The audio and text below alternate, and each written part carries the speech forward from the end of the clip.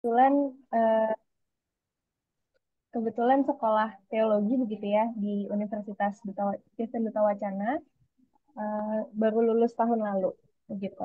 Dan hari ini saya diberi kesempatan untuk sharing gitu ya tentang Simpson dan Delila.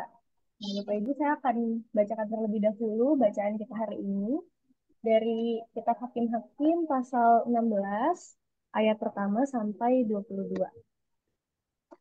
Ya, Hakim-Hakim pasal 16 ayat pertama sampai ayatnya yang ke-22. Ketika Simpson pergi ke Gaza, di sana ia melihat seorang wanita pelacur lalu menghampirinya. Orang Gaza diberitahu, Simpson telah datang ke sini. Lalu mereka melakukan pengepungan dan pengadangan terhadap dia semalaman di pintu gerbang kota. Semalaman itu mereka berdiam diri karena pikirnya, menjelang fajar kita akan membunuh dia. Tetapi Simpson tidur hanya sampai tengah malam. Ia bangun pada tengah malam, lalu ia memegang kedua daun pintu gerbang kota itu dan dengan tiang pintunya. Ia mencabut semuanya beserta palangnya dan meletakkannya di atas kedua bahunya. Lalu semua itu diangkatnya ke puncak gunung yang berhadapan dengan Hebron. Sesudah itu, Simpson jatuh cinta kepada seorang perempuan di Wadi Sorek yang namanya Delila. Lalu raja-raja kota Filistin datang kepada perempuan itu dan berkata, rayulah dia dan selidikilah mengapa kekuatannya demikian besar, dan bagaimana kami dapat menundukkannya serta mengikatnya untuk menaklukkannya. Kami masing-masing akan memberikan 1.100 keping uang perak kepadamu. Kemudian Delila berkata kepada Simpson, beritahukanlah kiranya kepadaku mengapa kekuatanmu demikian besar, dan bagaimana engkau harus diikat supaya dapat ditaklukkan. Jawab Simpson kepadanya, jika aku diikat dengan 7 tali busur baru yang belum dikeringkan, aku akan menjadi lemah sama seperti manusia lainnya. Lalu raja-raja kota Filistin itu datang kepada perempuan itu dengan 7 tali busur baru yang belum dikeringkan. Ia pun mengikat Simpson dengan tali-tali itu. Sementara ada orang yang siap menyergap di kamarnya. Berserulah perempuan itu kepadanya. Orang Filistin, orang Filistin menyergap engkau, Simpson. Tetapi tali-tali busur itu diputuskannya seperti tali rami putus kena api, dan letak kekuatannya pun belum ketahuan. Kata Delila kepada Simpson, benar-benar engkau telah mempermainkan dan membohongi aku. Sekarang beritahukanlah kiranya kepadaku bagaimana engkau dapat diikat. Jawab Simpson kepadanya, jika aku diikat erat-erat dengan tali baru yang belum dipakai untuk apapun, aku akan menjadi lemah seperti manusia lainnya. Lalu Delila mengambil tali baru dan mengikatnya dengan tali-tali itu. Berserulah ia kepada Simpson. Orang Filistin menyergap engkau, Simpson. Sementara itu ada orang yang siap menyergap di kamarnya. Namun tali-tali itu diputuskannya dari tangannya seperti benang saja. Delila berkata lagi kepada Simpson, sampai sekarang engkau mempermainkan dan membohongi aku. Beritahukanlah kepadaku bagaimana engkau dapat diikat. Jawab Simpson kepadanya, kalau engkau menenun ketujuh jalinan rambutku dengan benang pada alat tenun, lalu mematoknya pada dinding, aku akan menjadi lemah seperti manusia lainnya. Setelah perempuan itu mengokohkan tenunan itu dengan patok, berserulah ia kepadanya. Orang Filistin menyergap engkau, Simpson. Ia pun terjaga dari tidurnya dan disentaknya lepas patok dan benang pada alat tenun itu. Kata perempuan itu kepadanya, bagaimana mungkin kau berkata, aku mencintaimu, padahal hatimu tidak sepenuhnya untukku. Sekarang sudah 3 kali engkau mempermainkan aku dan tidak mau memberitahukan kepadaku, mengapa kekuatanmu demikian besar. Karena berhari-hari perempuan itu merengek-rengek dan terus mendesak hatinya, batinnya tertekan sampai mau mati rasanya. Ia lalu memberitahu kepadanya semua rahasia hatinya. Kepalaku tidak pernah kena pisau cukur, sebab sejak dari kandungan ibuku, aku ini seorang nazir Allah. Jika kepalaku dicukur, lenyaplah kekuatanku dan aku akan menjadi lemah seperti manusia lainnya. Ketika Delila melihat bahwa Simpson telah memberitahu kepadanya semua rahasia hatinya, ia menyuruh orang memanggil raja-raja kota Filistin dengan pesan. Kali ini datanglah kemari sebab ia telah memberitahu kepadaku semua rahasia hatinya. Lalu raja-raja kota Filistin itu datang kepadanya dengan membawa uang. Kemudian perempuan itu membuatnya tertidur di pangkuannya dan memanggil seorang yang mencukur ketujuh jalinan rambutnya. Demikianlah Simpson mulai ditaklukkan oleh perempuan itu sebab kekuatannya telah lenyap. Lalu perempuan itu berseru, "Orang Filistin menyergap engkau, Simpson." Ia pun terjaga dari tidurnya, pikirnya, "Seperti yang sudah-sudah, aku akan luput dan meronta lepas." Namun ia tidak sadar bahwa Tuhan telah meninggalkan dia. Orang Filistin menangkapnya dan mencungkil kedua matanya. Mereka membawanya ke Gaza dan membelenggunya dengan dua rantai tembaga. Lalu ia diperbudak sebagai penggiling di penjara. Tetapi rambut kepalanya mulai tumbuh lagi sejak dicukur. Demikianlah sabda Tuhan hari ini, Bapak Ibu. Saya akan menjelaskan.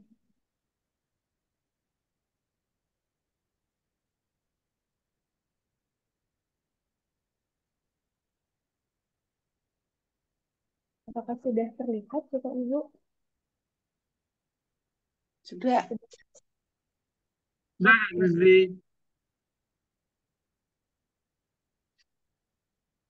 Ya, Bapak Ibu, saya beri judul begitu ya.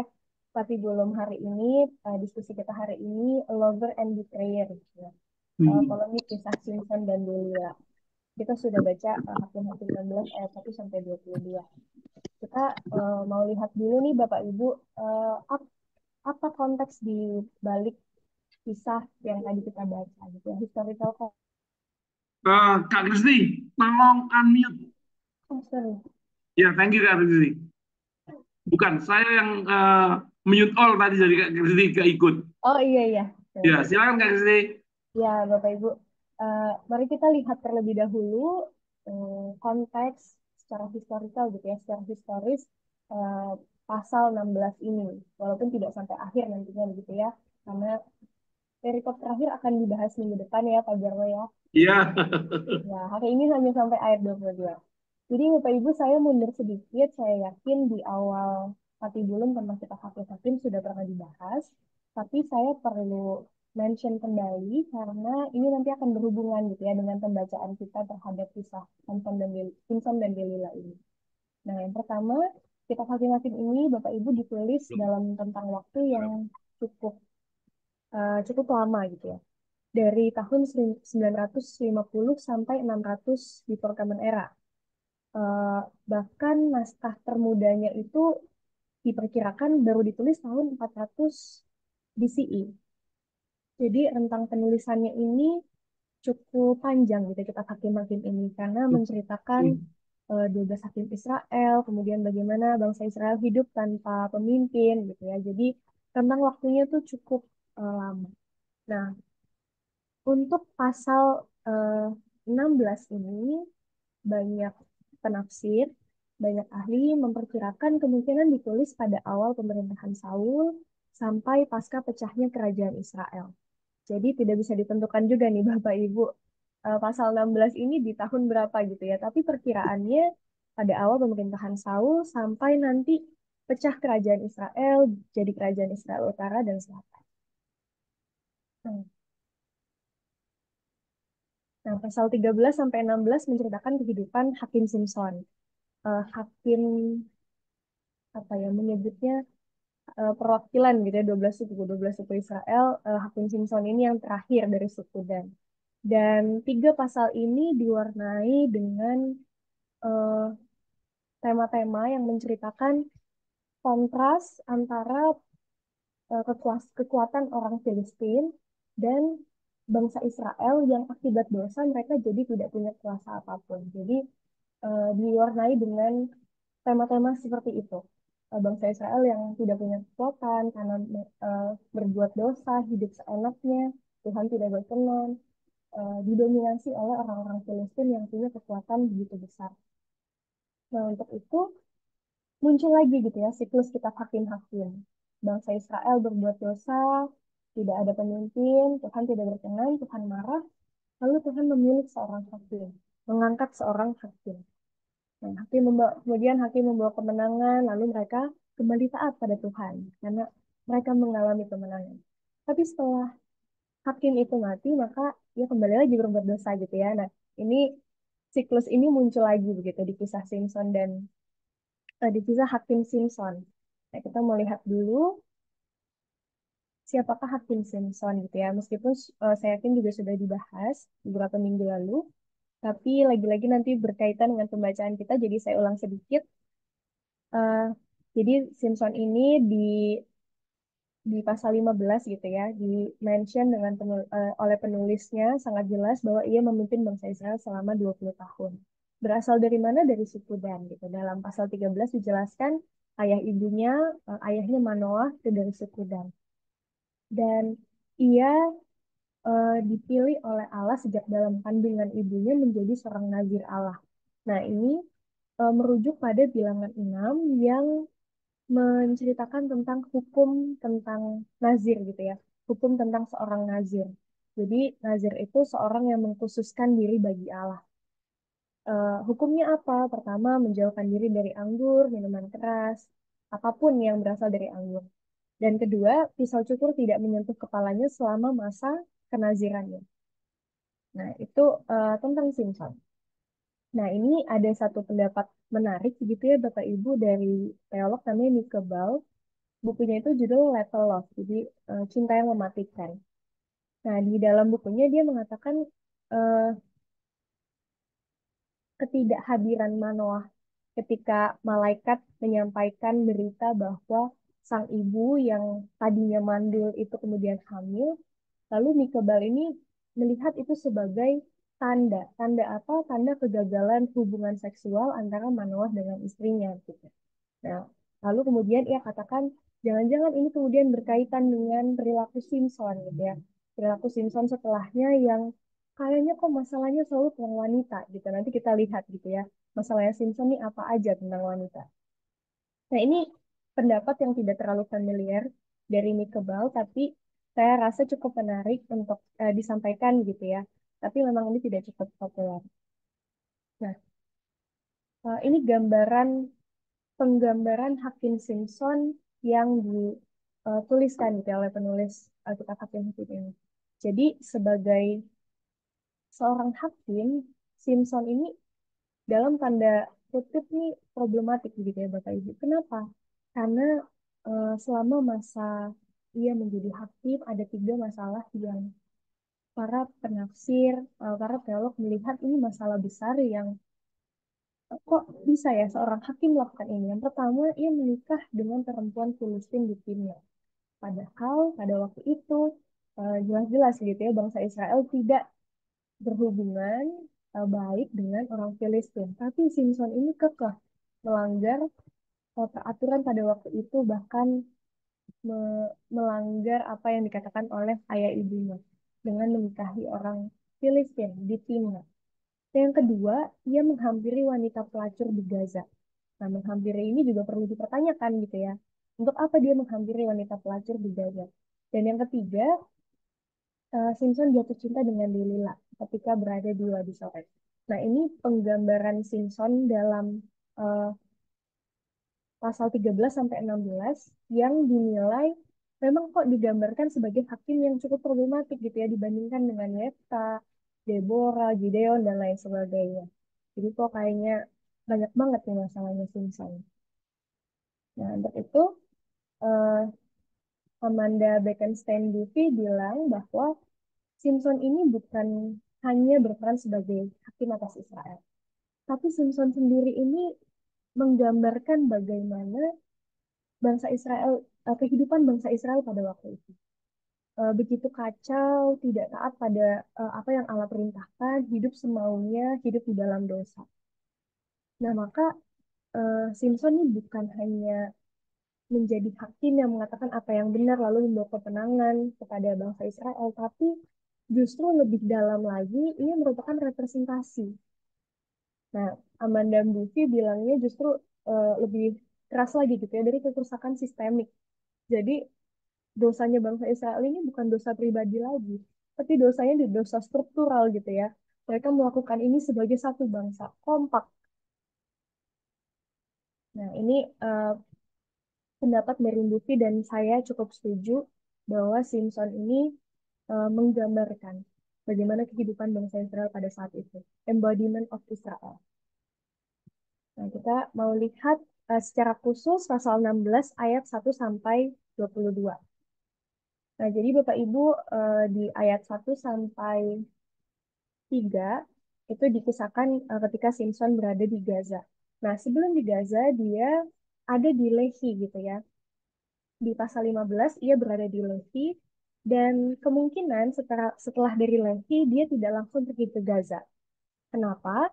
Karena di Lehi Simpson eh, berperang dengan orang Filistin, mengalahkan orang Filistin. Nah, bayangkan Bapak Ibu dari mungkin beritanya tentang Simpson ini sudah tersebar gitu ya ke kota-kota di Filistin. Untuk itu tidak mungkin dia langsung pergi ke Gaza. Entah dia pergi kemana dulu, tapi kemungkinan dia tidak langsung pergi. Nah, tapi dia sampai di Gaza gitu ya, termasuk salah satu kota yang besar, kota besar. Nah, di Gaza ia menghampiri pelacur. Melihat dari track record begitu ya, melihat dari bagaimana perilaku Simpson, maka menghampiri dalam Alkitab bahasa Inggrisnya disebutkan went in, mungkin tidak hanya bersembunyi.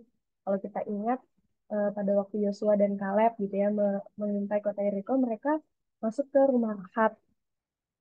Nah, tapi jangan-jangan kalau di Simpson nih dia bukan cuma minta pertolongan, minta tumpangan, mau bersembunyi, tapi bisa jadi dia melakukan tindakan prostitusi. Kenapa? Dilihat dari jejaknya gitu ya, jejak hidupnya Simpson. Jadi tidak ada penafsir yang hanya mengatakan iya dia hanya minta pertolongan, minta tumpangan, tapi hampir sebagian besar gitu ya Bapak Ibu mengatakan Simpson ini sepertinya melakukan yang lebih gitu ya, tindakan prostitusi dengan wanita pelacur di Gaza. Nah, kemudian dari Gaza dia pindah ke Wadi Sorek. Jadi Wadi Sorek ini sebuah lembah gitu ya Bapak Ibu. Namanya Lembah Sorek sebetulnya. Jadi Wadi Sorek ini Lembah Sorek. Nah, Simpson jatuh cinta dengan perempuan itu. Namanya Delila. Nah, kata jatuh cinta atau wayehab ini tidak muncul ketika Simpson menikah dengan perempuan Filistin di Timna dan ketika ia bertemu dengan pelacur di Gaza. Jadi kata jatuh cinta ini baru muncul ketika Simpson bertemu dengan Delia.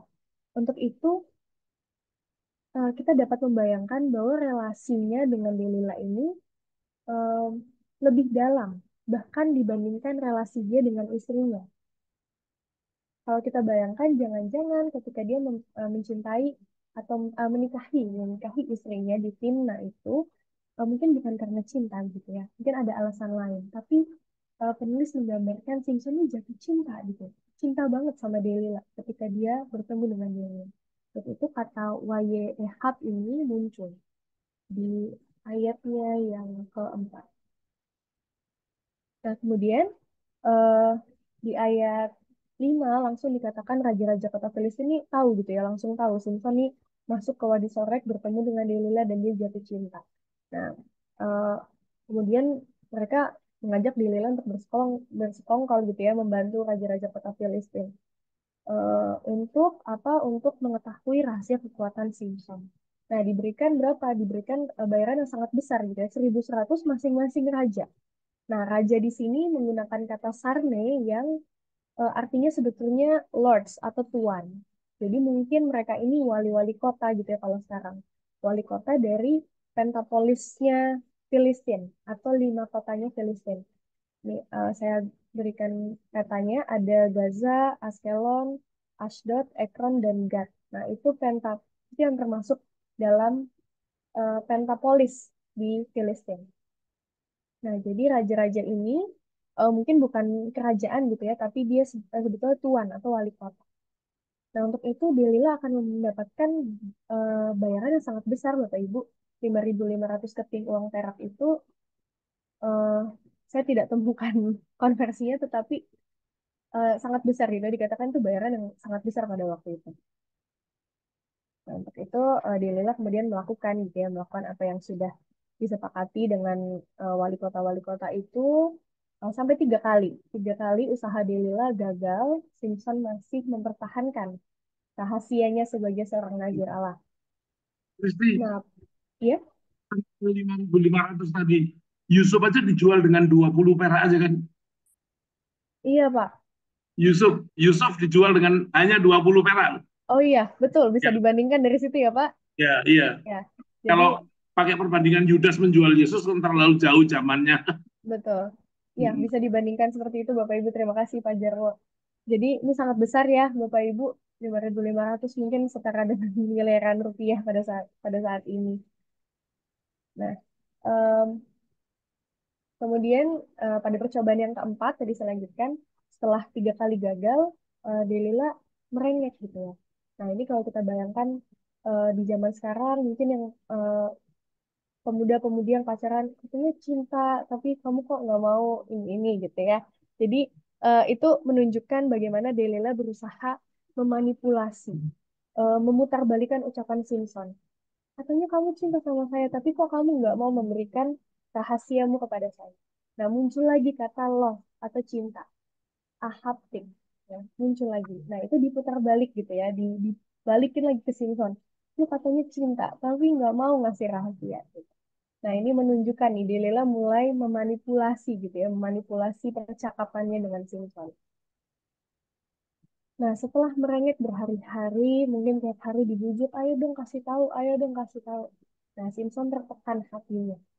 Nah, ternyata frasa watiksar nafsu ini itu muncul di pasal 10 ayat 15, menggambarkan ketika Tuhan tidak tahan melihat penderitaan bangsa Israel. mm, Nah, setelah Tuhan dikatakan em, saya lupa bahasanya, intinya rasanya sama Watiksar Nafsu ini, akhirnya Tuhan memberikan Yefta untuk mengalahkan Bani Ammon. Jadi dapat dibayangkan Bapak Ibu betapa Simpson tertekan. Bahkan dikatakan sampai mau mati rasanya. Mungkin dia pengen banget kasih tahu Delila untuk menunjukkan rasa cintanya gitu ya. Simpson ini memang bucin banget gitu ya Bapak Ibu. Kalau zaman sekarang nih sesepuhnya bucin nih kayak Simpson. Dia mau banget dikasih tahu, tapi eh, dia tahan gitu ya. Sampai nggak tahan akhirnya Simpson memberitakan rahasianya. Nah, waktu udah dilila, oh ini Simpson udah kasih tahu nih rahasianya. Dia panggil lagi. Jadi kalau kita bayangkan raja-raja Filistin, ah udahlah Delila nggak akan berhasil gitu ya. Pada percobaan ketiga mereka pergi, tapi pada percobaan keempat Delila panggil lagi. Nih saya udah punya rahasia Simpson. Kembali ke sini dan bawa uang yang dijanjikan. Nah, ia memanggil seorang untuk mencukur rambut Simpson. Eh, Apakah orang itu yang mencukur langsung? Belum tentu. Bisa jadi orang itu hanya membawakan alat cukur gitu ya Bapak Ibu karena frasa kata mencukur itu galah ini itu dituliskan dalam kata kerja feminim. Jadi bisa jadi orang itu hanya membantu gitu ya atau membawakan pisau cukur.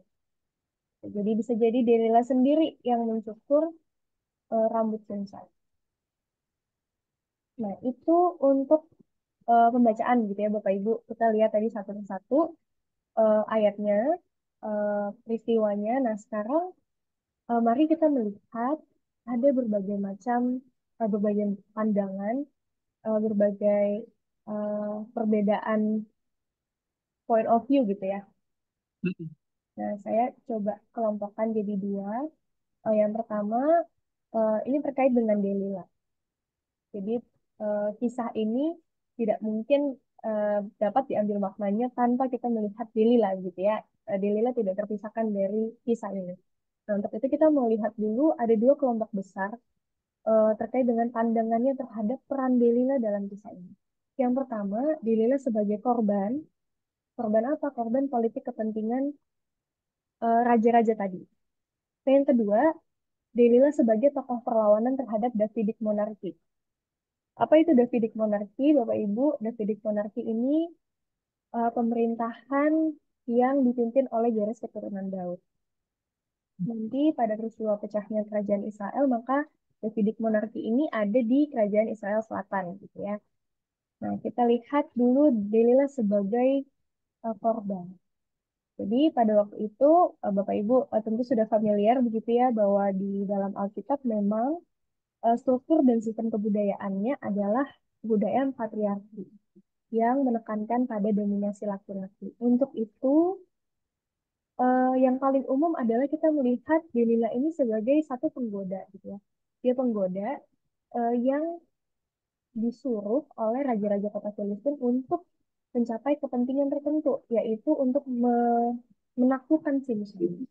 Nah, untuk itu sangat dimungkinkan nih, Bapak Ibu, Delila sebagai perempuan pada waktu itu yang hidup di tengah dominasi laki-laki digunakan sebagai alat propaganda untuk menaklukkan Simpson.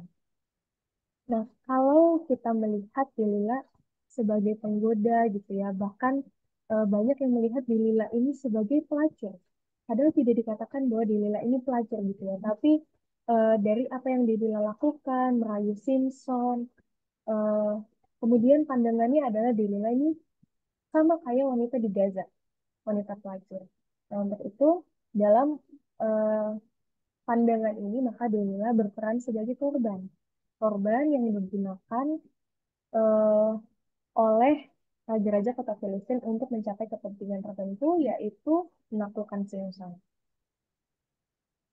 Nah, jadi dalam pandangan ini Delila sebagai wanita ini digambarkan sebagai penggoda, pelacur, wanita lemah, kecuali dalam hal seksual. Jadi wanita ini dipandang memiliki kekuatan dalam ranah seksual. Seperti itu kalau zaman sekarang Bapak Ibu mungkin sering mendengar gitu ya, harta tahta wanita. Nah, laki-laki ini jatuhnya kalau nggak harta tahta wanita gitu ya. Jadi wanita ini digambarkan sebagai sosok atau pribadi yang lemah, tapi kemudian dalam hal seksual gitu ya, dia memiliki kekuatan. Nah, tapi ada kelompok yang memandang ini kemudian merendahkan wanita. Masa iya wanita cuma memiliki kekuatan dalam ranah seksual gitu ya. Nah, di tengah-tengah kelompok tadi Bapak Ibu, di tengah-tengah kelompok yang yang melihat Delila sebagai korban dan Delila sebagai tokoh perlawanan, ada segelintir teolog gitu ya. Salah satunya Caroline Blythe, Blythe, bingung gitu ya. Itu melihat Delila sebagai femme fatale, femme fatale. Jadi ini satu filosofi di Prancis gitu ya. Artinya a seductive and beautiful woman who brings disaster to anyone with whom she becomes romantically involved. Jadi eh, memang dia penggoda gitu. Memang dia penggoda dan dia wanita yang cantik. Tapi dia akan menciptakan sebuah bencana dengan siapapun yang secara hubungan romantikal gitu ya, berhubungan dengan dia. Jadi Femme Fatale ini mengakui gitu ya. Mungkin memang perempuan punya kekuatan sebagai penggoda dan sebagai makhluk yang cantik. Tapi eh, dia bisa membuat seseorang itu ditaklukkan gitu. Jadi di antara dua kelompok besar tadi ada segelintir yang melihat gambaran penggoda ini tidak menjadi sesuatu yang ofensif untuk wanita, tetapi menjadi satu kekuatan yang perlu diakui membawa akibat fatal. Hmm. Nah, ini Caroline ini mengambil salah satu filosofi dalam bahasa Prancis gitu ya. Hmm. Nah, kemudian eh, di sisi lain, Bapak Ibu, di ekstrim lain, kemudian kelompok feminis melihat Delila sebagai tokoh perlawanan untuk eh, para wanita di zamannya. Jadi dalam pandangan ini, Delila justru jadi tokoh utama di dalam perlawanan melawan Davidic monarki, kerajaan garis keturunan Daud. Pertama, melawan Davidic monarki, eh, kenapa? Karena, oke, nanti kita lihat itu ya. Nah, jadi Delila digambarkan sebagai wanita yang cerdas dan berbahaya. Nah, kelompok feminis kemudian menolak bahwa kita berfokus pada Delila yang menggoda gitu ya, Delila sebagai pelacur. Itu kelompok feminis menolak pandangan itu. Tetapi Delila ini wanita yang cerdas. Jadi, oke dia mendapat bayaran gitu ya, dia dapat bayaran besar. Tapi di balik itu dia juga punya tujuan tersendiri. Jadi di balik eh, persekongkolannya dengan raja-raja kota Filistin, dia punya agenda tersendiri yang Simpson sendiri nggak lihat gitu ya. Nah, Hmm. argumennya kenapa? Jadi ini Bapak Ibu, Lembah Sorek itu berada di perbatasan bangsa Israel dan bangsa Filistin. Jadi Delila nih mungkin tinggal di samping-samping sini nih Bapak Ibu. Nah, pertanyaannya di samping lembah yang mana gitu ya? Di sisinya kota Filistin atau di samping lembah di sisinya bangsa Israel. Nah, untuk itu eh, kelompok ini, kelompok feminis atau teolog lain, mempertanyakan apa benar Delila ini orang Filistin, seperti yang banyak orang bayangkan selama ini. Jangan-jangan Delila ini justru orang Israel dari Iya. Yehuda, dari suku yang sama dengan Simson. Nah, kalau begitu, maka bisa jadi memang Delila kemudian melakukan perlawanan. Ya. Nah, jika benar demikian, maka bukan hanya pengkhianatan cinta Bapak Ibu, tetapi pengkhianatan terhadap bangsa Israel sendiri. Dan untuk itu kisahnya menjadi semakin tragis gitu ya. Bahwa yang digunakan oleh raja kota Filistin sebagai alat propaganda itu bukan gadis Filistin atau dari bangsa lain, tapi justru dari orang Israel sendiri. Karena dia tinggal di Wadi Sorek gitu ya, di lembah Sorek yang berbatasan langsung antara suku Dan dan bangsa Filistin. Dan kita nggak tahu dia tinggal di sisi mana gitu ya. Jadi dia justru memang dia orang Israel. Nah, maka teks ini bisa jadi memang kritik terhadap Davidic monarki karena dia ditulis pada rentang 700 sampai 600 BCE. Untuk itu bisa jadi teks ini Bapak Ibu baru ditulis ketika kerajaan Israel sudah pecah. Nah, kalau ditulis baru pada pecahnya kerajaan Israel, barangkali yang menulis ini bagian dari kerajaan Israel Utara, gitu ya. Jadi dia lawannya gitu, dia mencoba mengkritik Davidic monarki tadi. Nah, menurut beberapa orang bisa jadi teks ini juga ditulis oleh perempuan. Jadi ingin menggambarkan Delila sebagai tokoh perlawanan feminis gitu ya. Perempuan tuh cerdas gitu, cerdas dan bahkan dikatakan berbahaya. Dia bisa punya agenda yang laki-laki tuh nggak bisa lihat di balik eh, tindakannya, di balik eh, mungkin orang melihat dia lemah gitu ya, tapi perempuan tuh bisa menggapai sesuatu agendanya dia tanpa diketahui, tanpa dikira-kira oleh orang lain. Nah, yang kedua, bisa jadi teks ini juga bentuk antitesis terhadap maskulinitas. Jadi, karena budaya orang Israel itu budaya patriarki, maka laki-laki itu sebagai sosok yang ideal, ya. Dan perempuan ini sebagai sosok yang lemah, yang tidak sempurna. Nah, untuk itu, teks ini menggambarkan kegagalan seorang laki-laki Israel yang digambarkan sangat ideal biasanya. Untuk itu, eh, ada berbagai kemungkinan. Dari sisi kelompok feminis gitu ya, kelompok pembaca feminis, eh, teks ini bisa membuka berbagai kemungkinan. Jangan-jangan Delila ini orang Israel, jangan-jangan teks ini ditulis oleh perempuan dengan agenda untuk melambangkan kelemahan seorang laki-laki, menggambarkan laki-laki yang belum tentu sempurna gitu ya, menggambarkan perempuan yang juga punya kecerdasan yang sama. Nah, untuk itu teks ini bisa jadi juga perlawanan atas ketertindasan dia.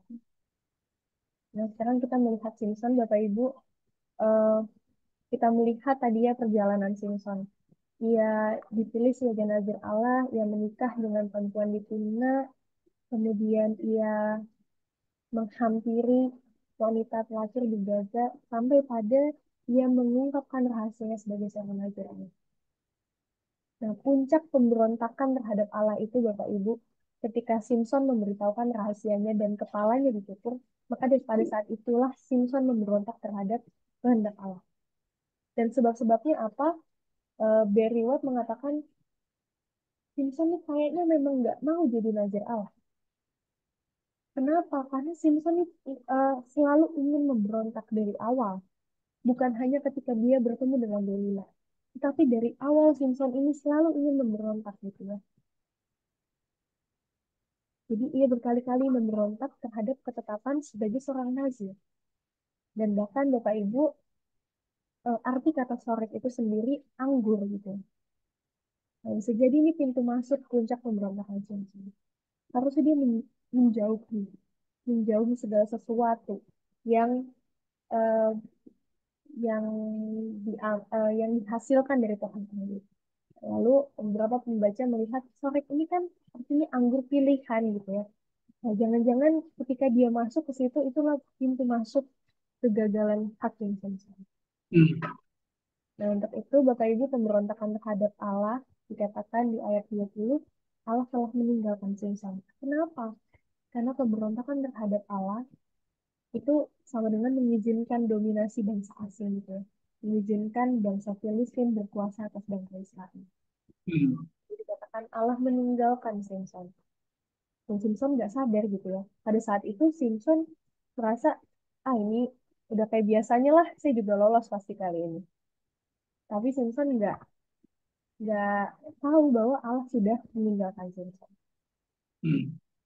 Nah, Bapak Ibu lalu apa begitu ya? Apa refleksi yang bisa kita dapatkan eh, dari kisah Simpson dan Delila ini?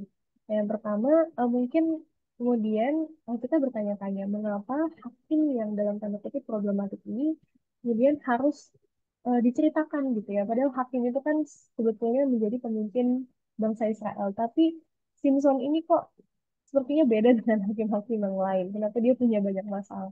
Eh, Tetapi Bapak Ibu menurut saya justru eh, Simpson ini tadi itu ya menggambarkan kekacauan bangsa Israel di masa itu.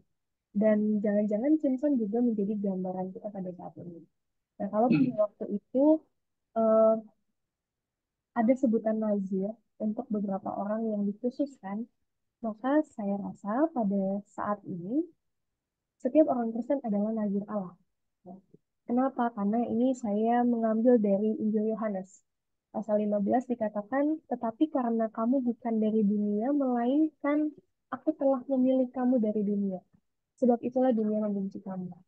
Nah, eh, terjemahannya kata dari itu adalah X Bapak Ibu, artinya ditarik keluar. Kalau digambarkan itu out of. Jadi kita ini sudah dipilih, dikhususkan gitu ya dari dunia ini untuk apa? Untuk mengerjakan eh, misi kerajaan. Nah, untuk itu eh, setiap orang percaya pada saat ini adalah nazir Allah.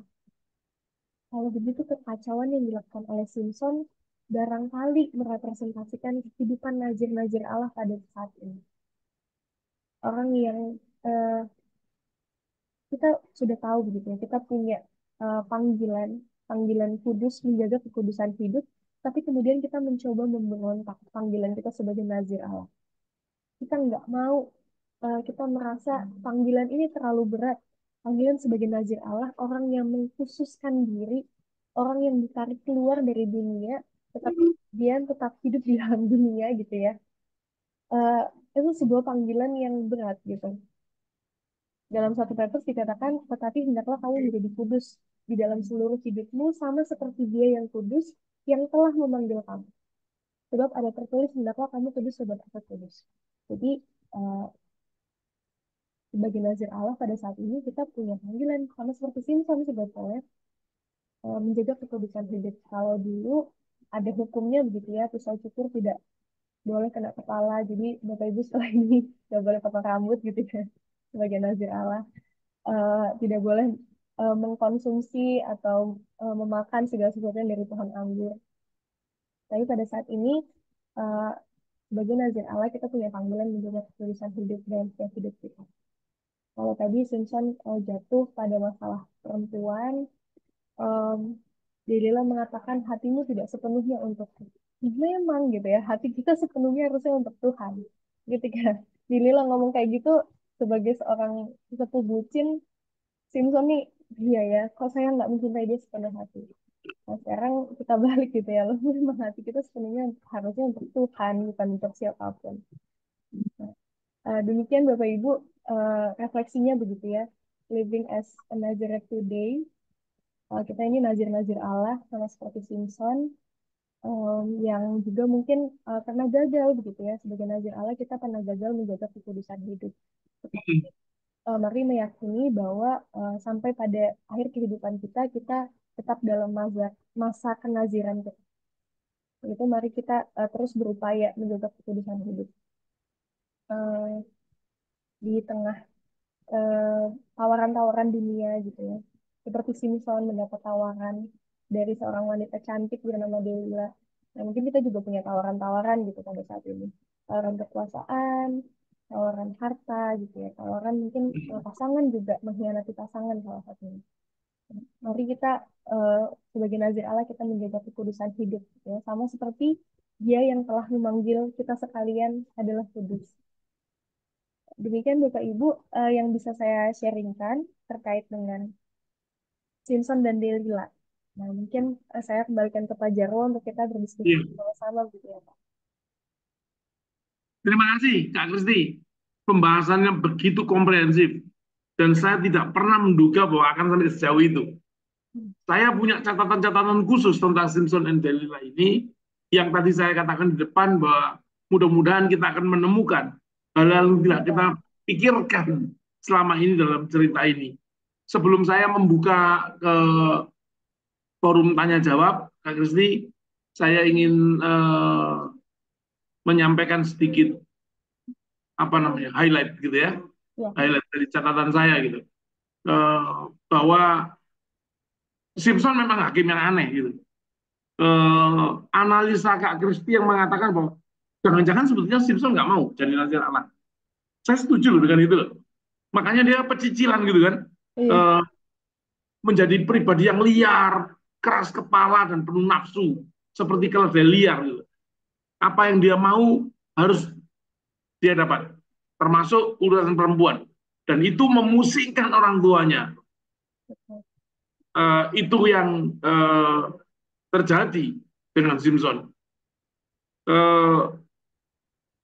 Soal kekuatan Simpson, kita sering berpikir bahwa rambut Simpson itu banyak kita salah pahami sebagai sumber kekuatannya, seperti otot gitu, seperti Iya. pokoknya dia simbol maskulinitas lah gitu ya. Tapi apakah benar rambutnya yang jadi persoalan, jadi kekuatan? Menurut saya bukan rambut kekuatannya, tetapi janji Tuhan dan komitmennya lah sesungguhnya sumber kekuatan.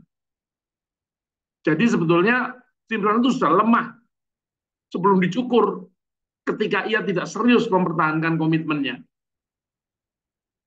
Eh, ya seperti itu ya. Iya. Eh, kenapa Simpson jatuh? Salah satu alasan utama dari kegagalan Simpson adalah karya menjadikan Tuhan hanya sebagai ban serep. Artinya ia mengambil Tuhan pada waktu terjepit saja. Untuk Oh, yang lain, dia hidup dengan keliarannya itu. Simpson juga menurut saya jatuh karena lelah, dalam tanda petik ya. Dia hanya berjalan sendirian. Orang berjalan sendirian tidak akan kuat pada akhirnya. Simpson pada awalnya kuat ya, mempertahankan. menolak, iya, Ya, mempertahankan komitmennya itu, menolak rayuan Delila, tapi pada akhirnya kalah juga. Sebab Simpson hanya sendirian. Kita melihat bagaimana Simpson jatuh karena ia sendiri yang mengizinkan Delila mengetahui rahasianya. Saya beralih ke Delila. Ada banyak eh, Delila itu sering disalah tafsirkan sebagai karakter yang liar, pelacur, dan licik. Film-film, lukisan-lukisan itu menggambarkan yang seperti itu. Tetapi yang menarik seperti yang disampaikan oleh Kak Kristi tadi, kita hakim-hakim tidak menulis soal bangsa, soal status sosial, atau pekerjaan perempuan Delila ini. Anggapan Delila pelacur sangat mungkin karena Samson sebelumnya dekat dengan seorang pelacur yang digasa itu ya. iya, Iya, eh, seorang saya tidak mencatat namanya ya, seorang tokoh Kristen gitu menulis Delila adalah korban tafsir yang kejam dari banyak orang. Ia rusak dalam benak banyak orang. Terus kemudian tadi Delila sebetulnya orang apa sih? Tindakannya mewakili apa sih? Menurut saya cerita Delila bukan cerita soal eh, patriotisme gitu ya, bahwa dia bangsa Filistin yang memikirkan bagaimana cara melenyapkan musuh orang Filistin. Kalau Delila disebut orang Filistin, maka itu akan menunjukkan patriotisme dirinya terhadap tanah airnya. Dan menurut saya bukan itu. Sangat masuk akal, seperti kata Kak Kristi tadi, kalau justru Delila adalah orang Israel yang menerima suap gitu, yang menunjukkan bahwa dia mengkhianati apa yang ya, sangat muda. nasionalitas dirinya itu, iya. Ya, kalau dibilang dia mencintai Simpson enggak? Ya mungkin cinta, tapi nggak lebih besar dari kebutuhannya untuk itu. 5.500 keping. Yusuf saja dijual 20 keping perak gitu ya. Nah, itu tentang Delila. Terus tentang uh, apa namanya Davidic monarki tadi, uh, Kak Kristi. Kalau tindakan Delila adalah perlawanan terhadap Davidic monarki, kan zamannya aja belum, Daud aja belum lahir gitu. Tapi Bagaimana mungkin bisa dikatakan? ditulisnya setelah itu, Pak. Jadi Oh, karena semangatnya untuk itu gitu maksudnya iya, ya. jadi penggambaran penulis menggambarkan Iya, Delila iya. ini sebagai perlawanan terhadap Davidic kerajaan, monarki itu. iya, Davidic monarki karena ditulisnya mungkin gitu ya dalam rentang Iya. itu kan jauh nih Pak rentangnya. Jadi mungkin Uh, saja uh, gitu, mungkin iya, saja. iya, iya. Iya, sangat bisa jadi. Bapak Ibu, demikian. Itu sekedar tambahan kecil aja dari saya. Mungkin mudah-mudahan bisa justru menjadikan apa ya, bahan bagi kita untuk bisa lebih mengolah kisah Samson and Delilah. Dan saya acungi 4 jempol untuk penjelasan Kak Kristi. Terima kasih Kak Kristi. Bapak Ibu Iya. diberikan kesempatan untuk berdiskusi, tanya jawab yang bisa dimulai sejak sekarang. Silakan.